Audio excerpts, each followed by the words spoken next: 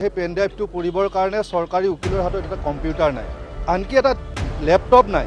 এজন মানুহ 12,000 পেজ পঢ়িব কেতিয়াও নোৱাৰে।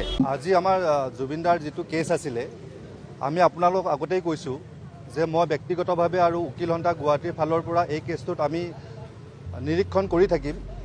আজি মই আছিলোঁ, তো তাতে কোনো ধৰণৰ বেল পিটিশ্যন দিয়া হোৱা নাই, কিন্তু অমৃত প্ৰভাৰ বাবে এগৰাকী কোনোবা চাহু নামৰ ব্যক্তি এডভোকেট এপিয়াৰ হৈছে। তো এই চাহু এপিয়াৰ হৈছে, তেওঁ বেল পিটিশ্যন দিয়া নাই, কিন্তু চৰকাৰী যিটো অধিবক্তা আছে তেখেতক পেন ড্ৰাইভটো দিলে চাৰ্জশ্বিটৰ। কিন্তু অতি পৰিতাপৰ বিষয় যে পেন ড্ৰাইভটো দিলে 12,000 পৃষ্ঠা বা ইমান হাজাৰ পৃষ্ঠাৰ, কিন্তু সেই পেন ড্ৰাইভটো পঢ়িবৰ কাৰণে চৰকাৰী উকিলৰ হাতত এটা কম্পিউটাৰ নাই। আৰু অহা 3 জানুৱাৰী 2026 কেছটো চাৰ্জ ফ্ৰেমৰ কাৰণে আছে। আপুনি এটা কথা কওক, এজন মাত্ৰ চৰকাৰী অধিবক্তাই 12,000 পেজ পঢ়ি এটা চাৰ্জ ফ্ৰেমিঙত তেওঁ শুনানি গ্ৰহণ কৰিব, এইটোতো হ'ব নোৱাৰে, যাৰ লগত আনকি এটা লেপটপ নাই। তো তেওঁ হাৰ্ড কপি বিচাৰিছে, হয়তো CID হাৰ্ড কপি দিব। তথাপিও আপুনি এজন মানুহ হিচাপে কওক, আজি হ'ল 22 তাৰিখ, 10 দিনৰ ভিতৰত আপুনি 22,000 কপি পঢ়িব পাৰিব? 12,000, 10,000, 5,000 নোৱাৰে। তাকো এনেই পঢ়িলেই নহ'ব, বিস্ময় পঢ়াৰ নিচিনা, আমি একদম সূক্ষ্মভাৱে পঢ়িব লাগিব। গতিকে আমি গুৱাহাটী উকিল সন্থাই বাৰে বাৰে কৈ আছিলোঁ, চৰকাৰক আমি আবেদন জনাইছোঁ আপোনালোকৰ মাধ্যমেৰে, আমি কাইলৈ তেওঁলোকক মেমৰেণ্ডাম দিম, স্মাৰক পত্ৰ দিম। জুবিনদাৰ কেছটো ফাষ্ট ট্ৰেক হ'ব লাগে, কল ফাষ্ট ট্ৰেক নহয়। বাৰে বাৰে কৈ আছোঁ, আমাৰ অভিনীলৰ ফাষ্ট ট্ৰেকৰ নিচিনা নহয়, এইটো ডে টু ডে হিয়েৰিং হোৱা ফাষ্ট ট্ৰেক কৰিব লাগে। স্পেচিয়েল PP দিব লাগে, এ টিম অফ PP দিব লাগে, যাতে এজন PP এইটো কাম কৰিব নোৱাৰে। মানে আপোনাৰ ধৰক স্পেচিয়েল প্ৰচিকিউটৰ হ'ব লাগে, এটলিষ্ট 8-10জন মানুহ এটা টিম হ'ব লাগে, যেনেকৈ CID ইমান ডাঙৰ টিম, ইমান ধুনীয়া ডাঙৰ টিম এটা আমাৰো বনাই দিয়ক। আৰু ইয়াত লেকুনা থাকিব নালাগে এখন। আৰু আজি মহামান্য যে সত্ৰ ন্যায়াধীশে যথেষ্ট প্ৰম্পটলি একশ্যন লৈছে। আৰু এই চেগতে মই মুখ্য ন্যায়িক দণ্ডাধীশ চেইজামক ধন্যবাদ জনাইছোঁ উকিল সন্থা গুৱাহাটীৰ তৰফৰ পৰা। তেওঁ কেছটো এদিনতেই চাৰ্জশ্বিট পাইছে, সেইদিনাখনে ছেশ্যনলৈকে তেওঁ কমিট কৰি পঠিয়াইছে। আজি সত্ৰ ন্যায়াধীশেও এই কেছটো লৈছে আৰু প্ৰম্পটলি অতি তাৎক্ষণিকভাৱে তেওঁ কেছটো লৈছে, শুনানি গ্ৰহণৰ কাৰণে 3 তাৰিখ দিছে। কিন্তু আপোনালোকক মই এটা প্ৰেক্টিকেল কথা ক'ব গৈ আছোঁ। প্ৰেক্টিকেল কথাটো হ'ল, এজন মানুহ 12,000 পেজ পঢ়িব কেতিয়াও নোৱাৰে, তাকো এটা ভালকৈ এটা কম্পিউটাৰটো নাই। গতিকে আপোনালোকৰ মাধ্যমেৰে মই চৰকাৰক আবেদন জনাইছোঁ, এইটো ইমান মানে পাতলীয়াভাৱে নল'ব। এইটো জুবিনদাৰ কেছ, অসমৰ প্ৰতিজন মানুহ, ভাৰতৰ প্ৰতিজন মানুহৰ আৱেগ অনুভূতি ইয়াত জড়িত আছে, আমাৰ আৱেগ অনুভূতি জড়িত আছে। গতিকে এই কেছটোত এটলিষ্ট আপোনালোকে মানে যিখিনি দৰকাৰ পৰ্যাপ্ত সুবিধাখিনি দিয়ক, যাতে এই কেছটোত কাইলৈ দোষী সাব্যস্ত হয়। কিন্তু দোষী যদি কাইলৈ সাব্যস্ত নহয়, কিন্তু আমি চবেই ভুগিম। আৰু চৰকাৰে বাৰে বাৰে কৈ আছে, এতিয়া কাম আদালতৰ। কাম যদি আদালতৰ হয়, আদালত কিন্তু আপোনাৰ তলত, আপোনাৰ আদালত তলত নহয়, আদালতৰ কাম কাজবিলাকৰ সুবিধা কৰাটো আপোনাৰ দায়িত্ব। ইনফ্ৰাষ্ট্ৰাকচাৰ লাগিব, ইনফ্ৰাষ্ট্ৰাকচাৰ কোনে দিব? আপুনি মোক কাম এটা দিব, মই আদালত, মই কাম কৰিম।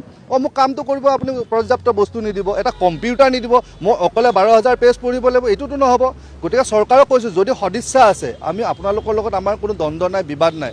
আমি অসমীয়া ৰাইজৰ হৈ কৈ আছোঁ, অসমবাসীৰ হৈ কৈ আছোঁ, যদি আপোনালোকৰ সঁচাকৈ সদিচ্ছা আছে, এই মানুহখিনিক যিখিনি আমাৰ PP আছে, তেওঁ স্পেচিয়েল পাব্লিক প্ৰচিকিউটৰ দিয়ক, এটা টীম দিয়ক, 8-10টা মানুহৰ টীম দিয়ক, লগত এছিষ্টেণ্ট কিছু মানুহ দিয়ক, কম্পিউটাৰ দিয়ক, এটা ফুল ফ্লেজৰ টীম দিয়ক, তেতিয়াহে আমি ন্যায় পাম। তাৰ বাহিৰে কিন্তু আমি ন্যায় পোৱাৰ আশা খুব কম আছে। 3 তাৰিখে ফিজিকেলি ভাৰ্চুৱেলি একো কথা কোৱা নাই, কিন্তু যিটো আমি দেখিছোঁ হয়তো ভাৰ্চুৱেলিয়ে হ'ব, কাৰণ অৰ্ডাৰটোত আছে, অৰ্ডাৰটোত লিখিছে যে তেওঁলোকক কপি দিব দিছে, তেওঁলোকক 7 দিনৰ ভিতৰত কপি দিব দিছে, হাৰ্ড কপি। যিহেতু চাওক, এইখন মহামান্য আদালতে বুজি পাইছে যে জেলত কম্পিউটাৰ নাই, গতিকে CIDক কৈছে যে আপোনালোকে এই গোটেই চাৰ্জশ্বিটখন তেওঁলোকক হাৰ্ড কপি দিব। চাৰ্জশ্বিটখন পেন ড্ৰাইভ পাইছে, পেন ড্ৰাইভ পালে আপুনি এতিয়া সেই তাতো পঢ়িব নোৱাৰিব ন, কম্পিউটাৰ নাই।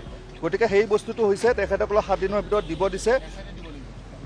CIDয়ে দিব, ডাইৰেকশ্যন আছে ইয়াতে, আপোনালোকে 7 দিনৰ ভিতৰত দিব। আৰু দুজন ইয়াতে ধৰক অমিতাভ বৰুৱা বুলি এজন আছে, আৰু প্ৰবীণ কুমাৰ শৰ্মা, এওঁলোক দুজন লিগেল ডিফেন্স কাউন্সিল আৰু নিয়োগ হৈছে। যিজন প্ৰথমতে চিফ লিগেল এইড আছিলে ধ্ৰুৱজ্যোতি দাস, তেওঁলোকৰ লগত এই দুজনকো দিছে। কাৰণ তেওঁলোকে মহামান্য আদালতে বুজি পাইছে যে অকলে এজনে নোৱাৰে, গতিকে মই বাৰে বাৰে কৈছোঁ যে আৰু আমাক এটা ভাল টিম দিয়ক।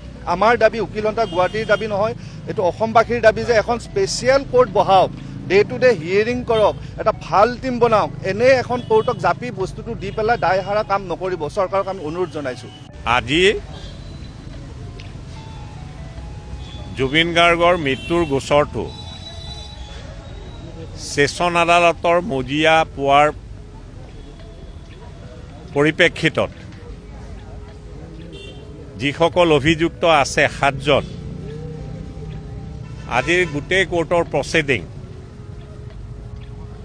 ভিডিঅ' আৰু ইলেক্ট্ৰনিক মোডত কাৰ্যত সমাপ্ত কৰা হৈছে। পৰৱৰ্তী তাৰিখ ফৰ কনচিডাৰেশ্যন অফ চাৰ্জ, যিকোনো ছেছন ট্ৰাইব্যুনেল অফেন্সৰ এইটোৱে প্ৰক্ৰিয়া। কিমান তাৰিখ দিছে? 3 জানুৱাৰী। কৈ দিয়ে অহা 3 জানুৱাৰী 2026 চনত দিছে। এই যি তাৰিখ ধাৰ্য আদালতে আজি কৰিছে, এই তাৰিখৰ দিনা যি দিন ধাৰ্য কৰা হৈছে পৰৱৰ্তী তাৰিখ, সেই তাৰিখটো হৈছে কনচিডাৰেশ্যন অফ চাৰ্জৰ বাবে। সেই তাৰিখত আসামী ফিজিকেলি হাজিৰ হ'লেও চাৰ্জ ফ্ৰেম কৰিব বা নকৰিব তাৰ ওপৰত সিদ্ধান্ত আদালতে ল'ব পাৰে। একেদৰে ভিডিঅ' বা ইলেক্ট্ৰনিক মোডৰ জৰিয়তেও এই কাৰ্যৰ সফল পৰিসমাপ্তি আদালতে ঘটাব পাৰে।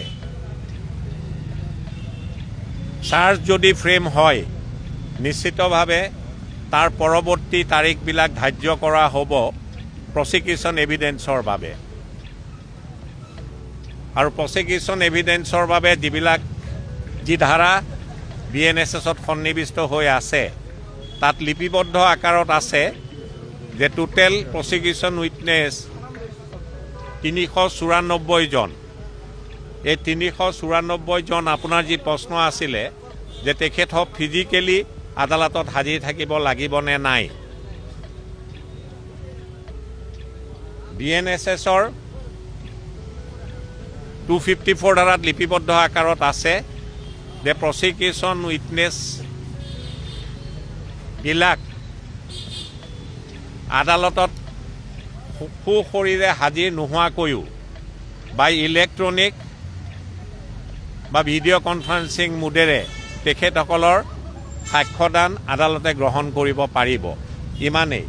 মোৰ বন্ধুজনে কোৱাৰ লেখীয়াকৈ পৰৱৰ্তী যি তাৰিখ জানুৱাৰী মাহত ধাৰ্য কৰিছে, সেই তাৰিখৰ দিনা সেই দিনটো ধাৰ্য কৰা হৈছে ফৰ ফ্ৰেমিং অফ চাৰ্জ আৰু প্ৰডাকশ্যন অফ একিউজ বুলি।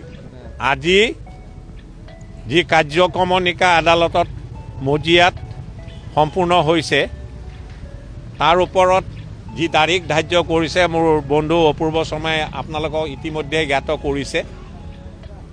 আন বিষয়বস্তুৰ ওপৰত আজিৰ তাৰিখত আদালতৰ কাৰ্যক্ৰমণিকাৰ বাহিৰত বক্তব্য ৰখাটো সমীচীন নহ'ব। সদৌ অসম উকিল সন্থাই যিটো আবেদন দিছিলে অসমৰ অধিবক্তা সমাজলৈ, তাত লিপিবদ্ধ আকাৰত এই কথাখিনিকে কোৱা হৈছিলে যে যিকোনো অধিবক্তাই এই গোচৰটো ল'লে তেওঁ প্ৰথমে চিন্তা কৰিব লাগিব তেওঁৰ সামাজিক ৰেছপন্সিবিলিটিৰ কথা আৰু তেওঁৰ যি প্ৰফেচনেল ৰেছপন্সিবিলিটি সেইটো মুখ্য নহ'ব, সেইটো গৌণ হৈ ৰ'ব বুলি সেই এপিলটো আজিৰ তাৰিখলৈকে অসমৰ সমূহ অধিবক্তা সমাজে সন্মান জনাই আহিছে।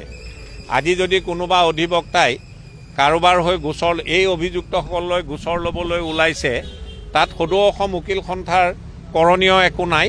কাৰণ সদৌ অসম উকিল সন্থাই যি আবেদন জনাইছিলে, পুনৰবাৰ দোহাৰিলোঁ, তাত কোৱা হৈছিলে যে অসমৰ অধিবক্তা সমাজখনে ছ'চিয়েল ৰেছপন্সিবিলিটিক তাক ফ্ৰণ্টশ্বিপ দিব লাগে আৰু তেখেতসকলৰ যি প্ৰফেচনেল ৰেছপন্সিবিলিটি তাক বেকশ্বিপ দিব লাগে। ইমানেই। ধন্যবাদ।